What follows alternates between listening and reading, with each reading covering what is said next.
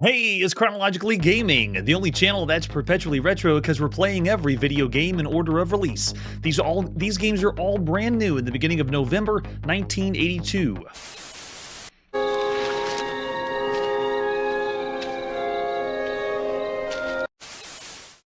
And we were last on our IBM PC playing Datnoids. That's pretty obscure, but it's not obscure for what we see tonight. Let's see what our next release is.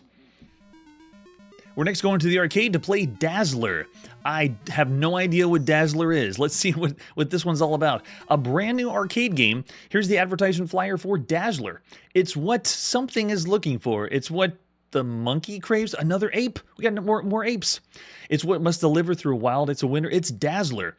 Of course, every advertisement flyer we see is trying to get you to buy these games so that you make the most profits in your arcade. This is the 474th arcade game that we've showcased here on Chronologically Gaming. Looks like we just need an 8-way joystick to fire, and there's our arcade marquee for Dazzler. Well, it looks the part. It looks like a nice arcade cabinet. Very well done. There's an example of the screenshot. And that's it. Let's go to the arcade and play Dazzler. This one's done by Century Electronics in the beginning of November 1982. The 7th game we've seen by Century Electronics. All of them have been in the arcade. Featuring O, our hero, and EV, the evil vultures. Please feed me bananas and I'll show you what to do with the vultures. So the vultures have captured a monkey and they're going through the attract mode right now. It's saying how we can delay the vultures by dropping a snake down. What in the world? Oh, so we have to find a key, unlock the box, get bananas, bring the banana to the monkey. I don't know why he's going the other way, but this already is getting a little more complicated than arcade games are supposed to be. Oh, you can get bonus points. Oh my goodness. So it is a top-down maze game. It's not really doing the Pac-Man style where you pick up a bunch of dots or collect a bunch of things. Oh my goodness. So the attract mode's still continuing to go, but look, it's going to a whole nother game mode. It went from top-down to Donkey Kong-ish. Remember to jump. Yeah, we always remember to jump. I have no idea who did this game, so whatever developer worked on this, please let me know. Otherwise, I'll just say Century Electronics is the one that took us there. All right, let's put a coin in. I'm a little scared. And go. Press our snake button to read the instructions. All right, let's go. Take out these vultures. I have no idea what I'm going to expect. All right, so top down. Let's go open up one. Got a banana. And it's very easy. Don't need to push any button at all. As soon as you come across the monkey, oh, that's how you drop the snake. It holds him down for just a little bit. Uh-oh. Oh, but if you get one of the random ones, the vulture will come out and kill you. That was such a sad sound when he died. It was like, aw, you're playing this game. All right, let's get another one. This time, the ape showed up at the top of the screen. Oh, and they trapped me in. Very difficult. It's interesting, though, because they're having us lay something to drop to lure the enemies away. All right, so that means as soon as you can see, as soon as I get the banana, I have to make my way down to where the monkey is. And don't worry, this music, it's not... What in the world? the power-up, or the little extra bonus point that I was going to pick up, he just got very, very sad, and we couldn't pass him. So many questions. Oh, man, this feels like I'm playing a game that would be a bootleg in Russia. That some Russian guy would tell me, "You like Pac-Man, right? Here, we got game for you, like Pac-Man. You'll have so much fun with Dazzler." I wouldn't say the controls are stilted or anything like that. It just feels like there's something off about this one, or cheap about this one. We play plenty of games on home computers, and at this point, the home computer in Micro World has done a great job making arcade games at home. This one feels like it quite easily could be something we could play at home, right? Oh, maybe it is playing over and over again. I hope it's not what we're hearing in the background. All right, let's go again. Against my better judgment. And pushing start. I really want to see the second screen to see how it plays, but we have to clear and get all the bananas to all the monkeys. Let's do it. Oh, he went down to the bottom this time.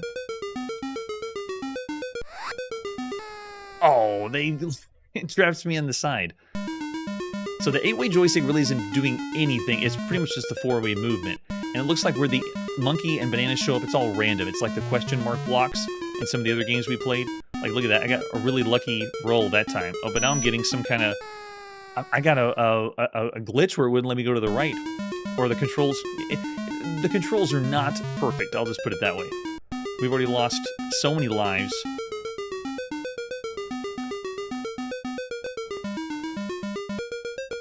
That's better. Oh, now we gotta go all the way to the top.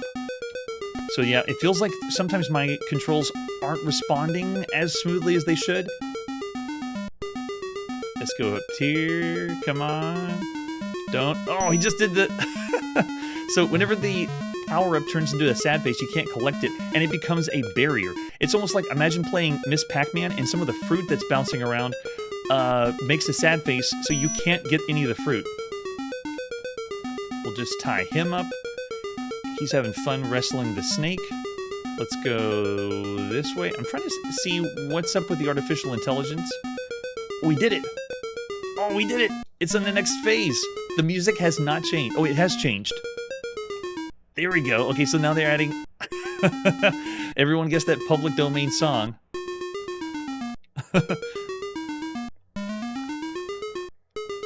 Dancing around the Mexican hat now. So this again feels so bad. It's functioning as a platform, but it reminds me of some of the bad platformers we played on home computers. This again feels like a bootleg. I'd go to Russia and they'd say, "You like Donkey Kong? We get you Donkey Kong. You play this. Dazzler just like Donkey Kong. You have lots of fun. The kids love it." But it worked. I made it to the top. And the music continues. It does not stop. So if you look at the very top right, it's telling us that we're now in level 2, so it's adding a little bit more difficulty to the game. But notice that it's over. Game's over. I think we go back to the beginning, even if we put a coin in.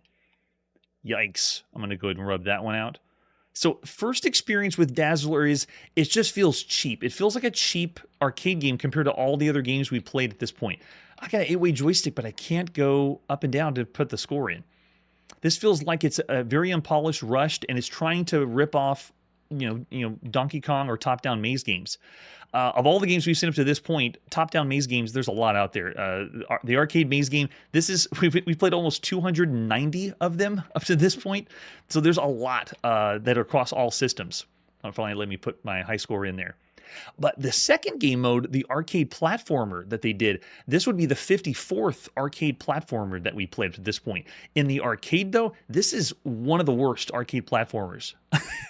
Yeah, man, Lee, if you call it Donkey Kong. And it's very rare to call an arcade game bad. I don't think we've done it very often.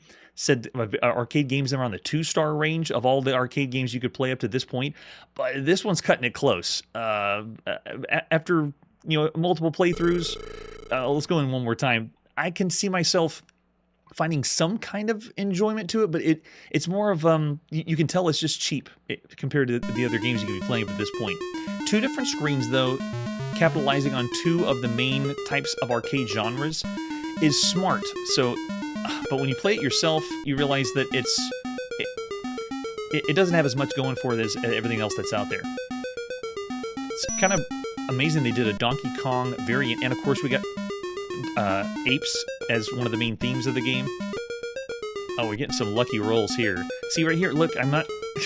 I'm trying my hardest to go like down and get this box, and it's not working. Oh man, it's very, very clunky. The controls are for sure. So yeah, at least subpar, maybe 2.5 stars of all the games you could play in the arcade. But that would be generous. I'm looking over the chat and I see some 2.5 stars. No one's really saying 2. No one's down in the 2-star range. You have to play it for yourself too to really get the feel of the 2 different games. You know, we already had a game over, and we can't take over where we left off. So you're essentially going for all those level by levels until you get to a further one. But yikes, it's rough. It's really rough. I'm actually going to concede and say, from what the chat has, I saw 1 3-star over there from Manly, but the majority of them is 2, and James is going down to even 2 stars.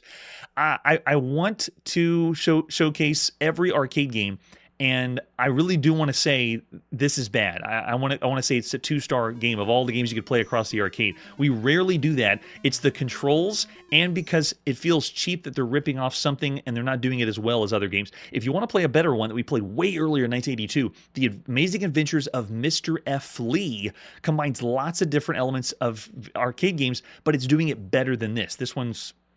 yeah, scary. Charlie's even thrown 3 stars out there. I won't be as kind. Dazzler is a 2-star game of all the arcade games you could play right now in November 1982. All right, let's see what our next release is. Wow. Coming up next is on the Atari home computer. Let's check out Dead Stick Landing. This one was a type-in game of Softside Magazine of November. It's got a terrible picture of what it was in Softside Magazine. This is the 31st game that we've played from either Softside Publications or Softside Magazine, and this is the 386th game that we're going to be playing on the Atari 400 or Atari 800. That's how many out there. Don't wait for us. We're not typing it in, but let's play some Dead Stick Landing. This is by Al Johnston. Way to go, Al. Softside Publications, whenever you typed it in November 1982. This is the second game we've seen by Al Johnston on the show. The other one was Arena of Octos back in 1981. And this is the 84th game that is a type-in game. So use it with a grain of salt. You know, remember you had to type this in. This was free in a magazine. You didn't pay commercially for this. Just remember that. All right, there you go. Atari translation, doing some funky, using the character set graphics. Nice. All right, Dead Stick Landing. Let's see how this works. Okay, so what's your skill level? We could be Chimp, Rookie, Pilot, or Ace. We're definitely not an Ace. I want to go Chimp because I just think that's funny that we have a Chimp difficulty level.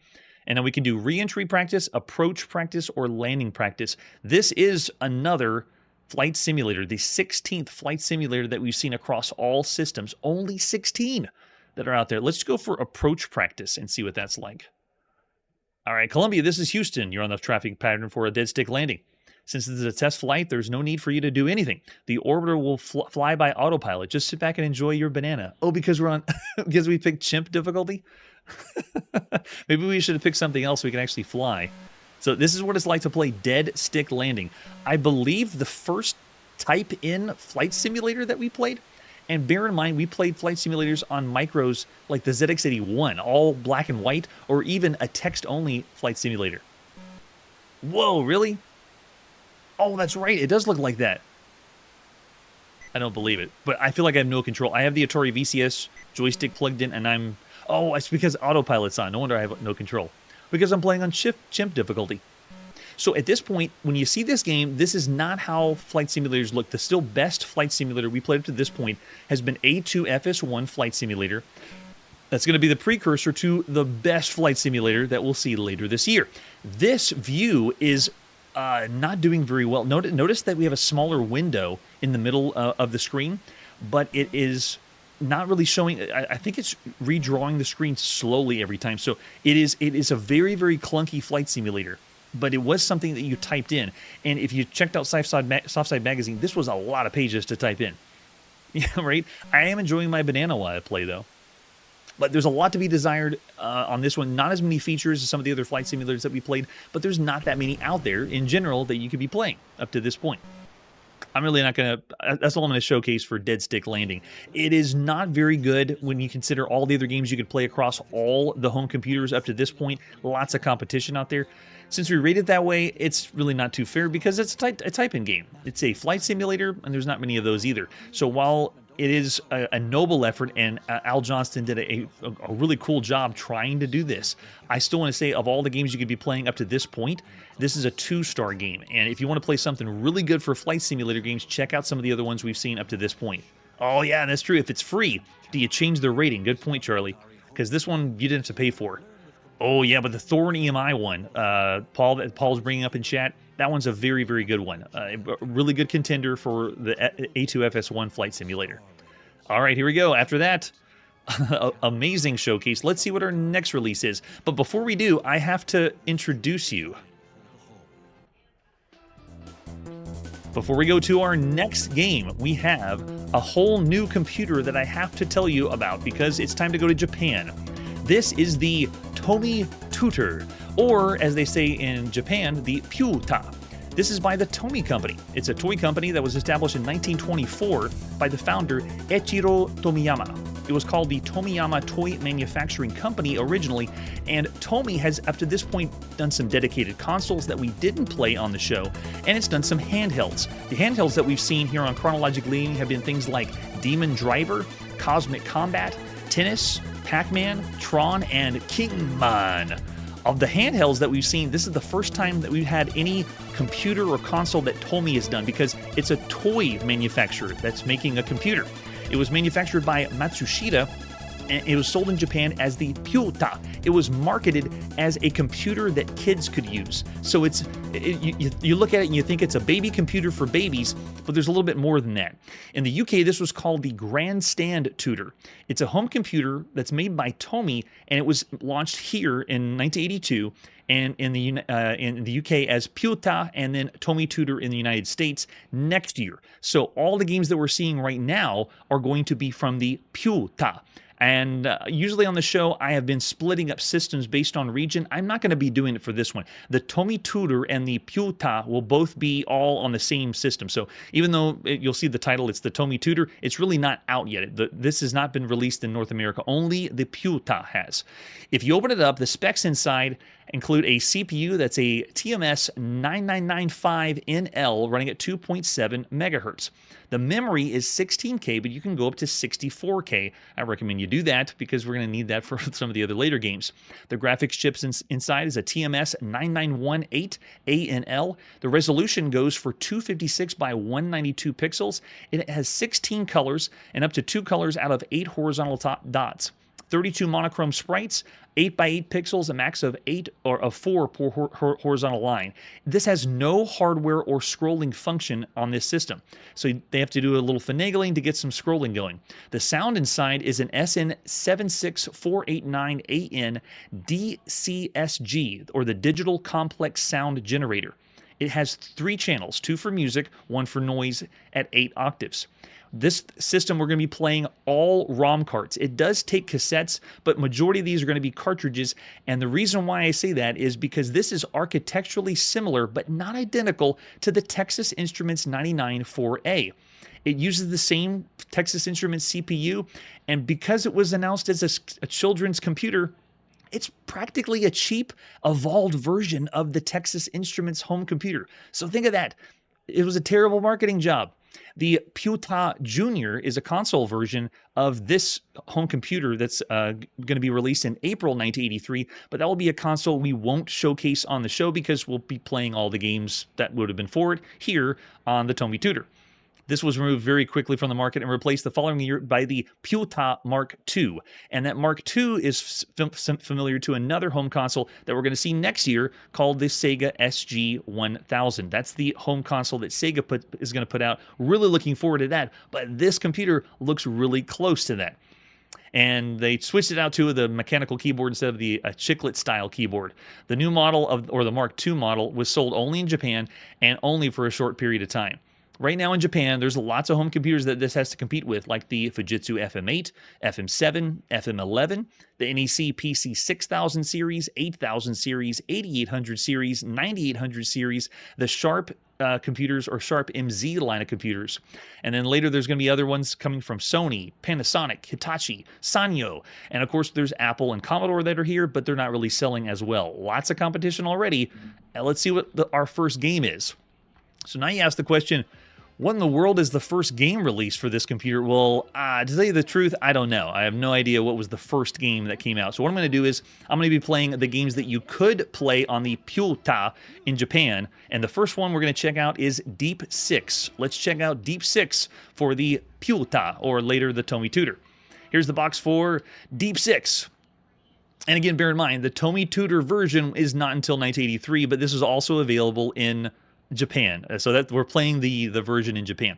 Here's the box cartridge, and you see it says ages 6 and up. Why are they marketing this? Because we're actually going to see some really good arcade games on this home computer. Very well done ports. Very, very strange. This is known as Marine Adventure, and that's the one we're going to be playing in Japan. If we flip over this box, it gives us more information. Will you find your journey to the bottom of the sea, put on your air tank, and dive down through schools of snapperfish to the level of glow-in-the-dark puffer bellies, fending off spearfish, giant jellyfish, guardfish, all the way to the giant octopus. Can you evade the death grip of his tentacles? I don't think so. Whether you're 6 or 16, there's a lot in store for you for your Tomy Tutor, because even in North America, they marketed this as a baby computer for babies. When it had some pretty good arcade ones. That's right, Deep 6 and up, Marshall. What other artwork do we have for Deep 6? So here it is in Japan, known as Marine Adventure. This is the 7th video game that we've seen by Tomy, and the very first, obviously, for the Pyuta. This is, everything we saw by Tomy was all handhelds up to this point. And besides that box that we had in Japan, I like the box better in Japan, actually.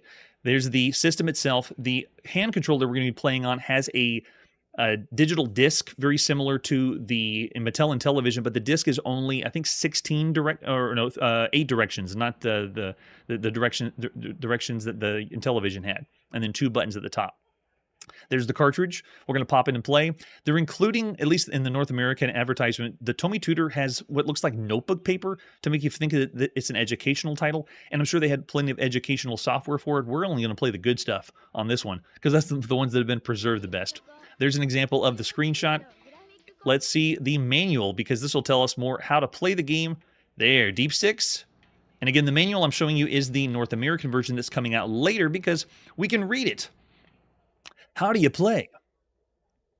Make sure your computer's hooked up. Insert the Deep 6 cartridge. Nice. Look at the TV screen to see what happens when your diver shoots a jellyfish. So they're going to give us an attract mode. The object of the game is send your diver to the bottom of the sea, make him shoot all the small fish so he can descend to a deeper level. Don't let the fish touch the diver. Win extra points. And when you get near the ocean floor, shoot the giant octopuses to stun them so you can grab sunken treasure. Oh, nice. Okay, so over here on this other side, you can do a 1 or 2 player game, but it's alternate play, like hot seat arcade style. And the controllers, I only knew about the hand controller. They had a joystick controller too. That's the one to go for. I didn't know they had a joystick version too. So he explains how the game works. The diver can swim in 8 different directions, but we can only shoot in 4 different directions. We also have an air supply, which means we could drown in this game. And by air supply, I think that just means the timer for the game. And then over here on the play action side, it's going to explain what the first level is. It's got a really bad screenshot, but there's the spearfish, whatever level you're on, and you can't even tell what it is. You move the diver and swim around, and then you shoot all the fish. Snapperfish give you extra points, but if you shoot them all, then you move on to the next level, which is jellyfish. If you make it past the jellyfish level, then you make it... Oh, here we go. Yeah, there's the jellyfish level. They're showing off the giant jellyfish here. And then if you make it to the next one, you go to the bottom of the sea where the octopus are, and you try to get some treasure. So it's an underwater shooting game. And then they break down right here the scores. Reach the treasure, you get 5,000 points. If you want to play again, you can. Arcade games for a non-educational... We're not going to play the educational games. I don't even think we have any educational games for the Tomy Tutor. Let's pop it and play some Deep 6. This is by Tomy for your Pyuta at the beginning of November 1982. I don't think so. Hey, no way, I can't believe who's in the chat. What's going on, Kanishka? All the way from Australia, if you're still there. Thanks for tuning in. Yep, we're playing every video game in order of release. And here we go in November 1982 with a very obscureぴゅう太, or the United States version. Here we go. Press any key to begin. Now this one you have to start. Every time you begin this home computer, you switch to the cartridge and you hit enter, and then it boots up the cartridge for you. Let's see if we played anything like this. So it begins kind of like an attract mode that in the arcade. And the person already dies. If we do a 2-player game, we're not going to be missing anything because you just hot seat anyway. So I'm going to do pressing 1. Oh, if it'll let me. You got to wait for the... There you go. Press 1. And then you can do amateur or pro. We're pros here, so we're going to go pro. And these are 2 buttons that were on your joystick. We got a little ditty that starts us off. And our goal right now is to shoot all the fish. Controls already feel a little bizarre because I can move in 8 directions, but I can't shoot in 8 directions. I can only shoot in 4. And there's our bonus fish, if I can hit him down at the bottom. There we go. Nice. Whenever I hit the bonus fish, I had this slight delay. Like they were racking up the points for us. No way. Yeah, so it is an underwater shooting adventure. It's like a multi-directional shooter, but instead of being in space, you're underwater. You also have to keep in mind that since you aren't playing as a spaceship, like you would be with asteroids, you're firing from where your gun is facing. So in a way, the controls feel a little bit more clunky, like I'm playing Sheriff by Nintendo in the arcades, where you have to line up the... Oh gosh, there's one of the jellyfish follows us. We have homing jellyfish that show up. Okay, we have to get rid of all these on the screen as fast as possible, hopefully before one of the other ones, the homing ones, doesn't show up.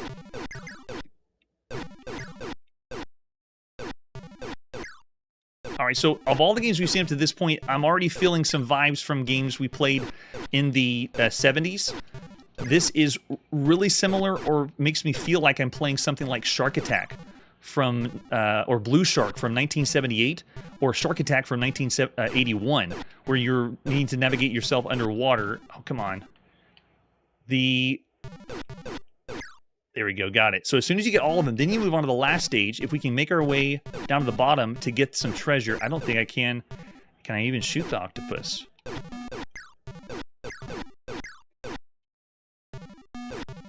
There is a lot of enemies on the screen. Gosh, yeah, and the octopus are shooting back at us. So it's a multi-screen game. We're going from not level to level, but it's going to continue to repeat itself score attack-wise like an arcade. But wow. Controls are just... I feel like it should be able to be easier or better than this. Because also whenever I move and turn around, it doesn't immediately face me in the direction I'm hoping it does. Because you have the 8-way directions, you can hold a diagonal movement on the hand controller, and it'll continue to aim that way. That's amazing. Oh yeah, Shark. I don't think we've seen that one yet. We also played another one called Marine Date, which was very rare. It's a very weird arcade game, but it was an underwater game like this, had a little bit of shooting elements. One of the newest ones that we played was Calypso in the arcade, and that was done in August 1982. All right, let's go again. Pro level. Another one was Marine Boy that we saw in October 1982. And then, actually, this one would be a great game to compare to a game that we only showcased. We didn't get to play. On the Texas Instruments 99 for a computer, there was a game called Blackbeard's Treasure.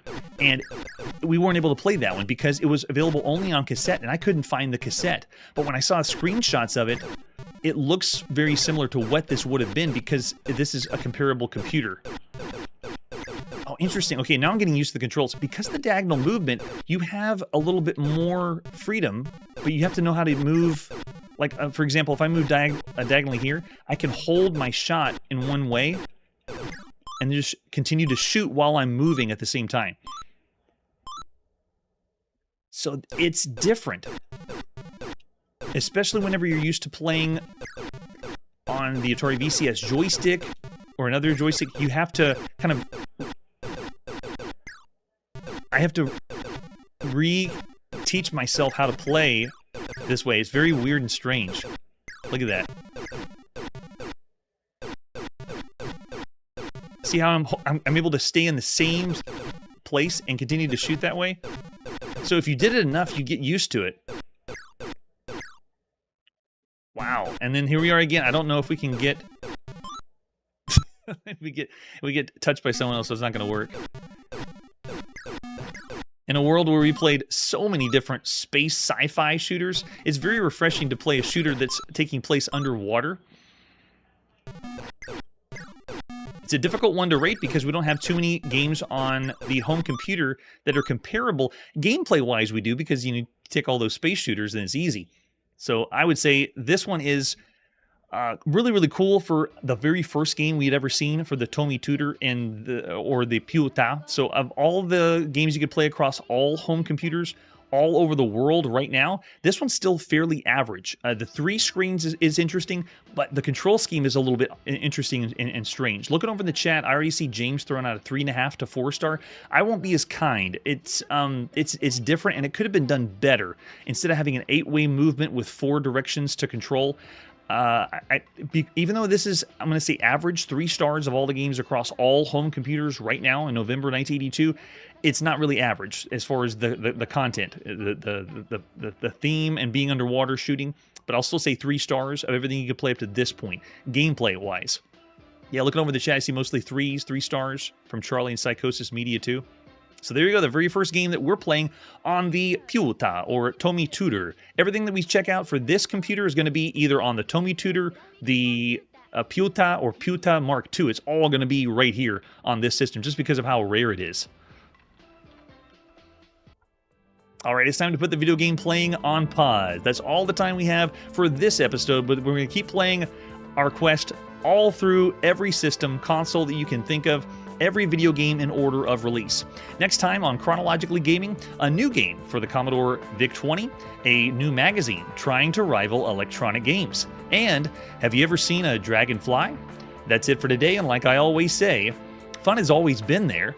Adding more memory and graphics is just the icing on the cake. Hey everybody, thanks for checking out the channel and joining me on my quest to play every single video game in order of release. We'll be streaming live every weekday at 9 p.m. Central, so join us and let us know if we missed any games along the way. This video would not be possible without Launchbox, RetroArch, and MAME. Tell all your friends there's some crazy guy named Chronologically Gaming trying to play every single video game. We have links down below that'll send you to places like our Discord and Patreon, and one that says all the video games we've ever played. If you go there, it's a list of everything, and you can click right to the game you want to see. Chronologically Gaming is the name to look for. We are perpetually retro, and we will catch you next time.